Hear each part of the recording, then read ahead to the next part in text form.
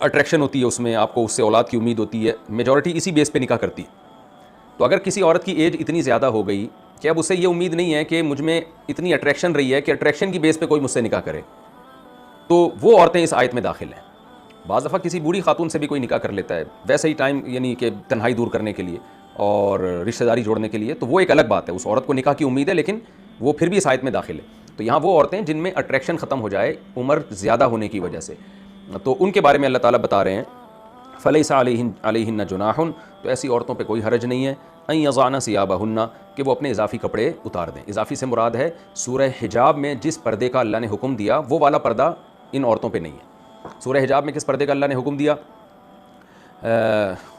جس کو سورہ احزاب بھی کہا جاتا ہے، یا ایھا النبی قل لازواجک وبناتک ونساء المؤمنین یدنین علیہن من جلابیبہن، اے نبی آپ اپنی بیویوں سے، بیٹیوں سے اور عام مسلمان عورتوں سے کہہ دیجئے کہ گھر سے جب وہ نکلیں تو اپنے اوپر چادر ڈال دیں. یا اپنے اوپر سے مراد ہے اپنے سر پہ، تاکہ اس سے چہرہ چھپ جائے.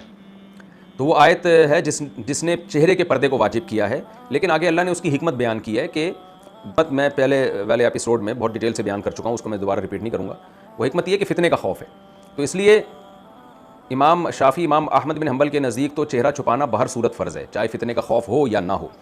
تو ان کے نزدیک اس آیت کا مطلب یہ ہوگا کہ چہرہ بھی سطر میں داخل ہے لیکن بوڑھی عورتیں اس سے مستثنی ہیں، وہ چہرے پہ چادر ہٹا سکتی ہیں. اور امام حنیفہ کے نزدیک اس آیت کا مطلب یہ ہے کہ چہرے کا پردہ چونکہ فتنے کے خوف سے ہے، تو بوڑھی عورتوں میں فتنے کا اندیشہ نہیں ہے، اس لیے اللہ نے بوڑھی عورتوں کو واضح طور پر بیان کر دیا کہ وہ جوان عورتوں کو ہم نے چہرے کا پردہ کرنے کا حکم دیا ہے فتنے کے خوف سے. بوڑھی میں چونکہ فتنے کا اندیشہ ہی نہیں ہے تو ان پر کوئی حرج نہیں ہے کہ وہ اپنے اضافی چادر کو وہ اتار لیں.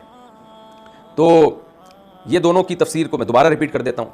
امام شافعی اور امام احمد بن حنبل کے نزدیک اس آیت کا مطلب یہ ہے کہ سورہ نور میں جو پہلے اللہ نے بیان کیا کہ لا یبدین زینتہن الا ما ظہر منہا، کہ عورت اپنی زینت کو ظاہر نہیں کر سکتی سوائے جو اوپر کی زینت ہے، یعنی اوپر کا برقع ہے یا چادر ہے، وہ چھپانا تو ممکن نہیں ہے. تو امام احمد اور امام شافعی کے نزدیک اس آیت میں چہرہ چھپانا بھی فرض ہے، کیونکہ وہ تو موضع زینت ہے، زینت تو سب سے زیادہ چہرے میں ہوتی ہے، تو کہتے ہیں وہ فرض ہے. اور اس آیت میں اللہ نے بوڑھی عورت کو مستثنی کر دیا کہ چہرہ کا پردہ فرض بوڑھی عورت پہ نہیں ہے. یعنی تمام ائمہ کے نزدیک اس آیت کا مطلب یہ ہے کہ بوڑھی عورت چہرہ اگر نہ چھپائے تو کوئی حرج نہیں ہے. اپنے اضافی کپڑے اتارنے کا مطلب جو اضافی چادر ہے جس نے چہرے کو چھپایا ہوا تھا وہ اتار سکتی ہے، لیکن تفسیر میں اختلاف ہے. تو امام احمد، امام شافعی کہتے ہیں کہ دیکھو وہاں پہ عورت پہ چہرہ چھپانا بہر صورت فرض تھا، سورہ نور کی جو شروع کی آیتیں، یہاں اللہ نے چھوٹ دے دی ہے کہ بوڑھی عورت اس سے مستثنی ہے. جبکہ امام ابو حنیفہ کے نزدیک سورہ نور کی جو شروع کی آیتیں تھیں نا، لا یبدین زینتہن الا ما ظہر منہا، کہ اپنی زینت ظاہر نہیں کریں گی سوائے اس کے کہ اب چہرہ اور ہتھیلی وہ ظاہر کر سکتی ہیں.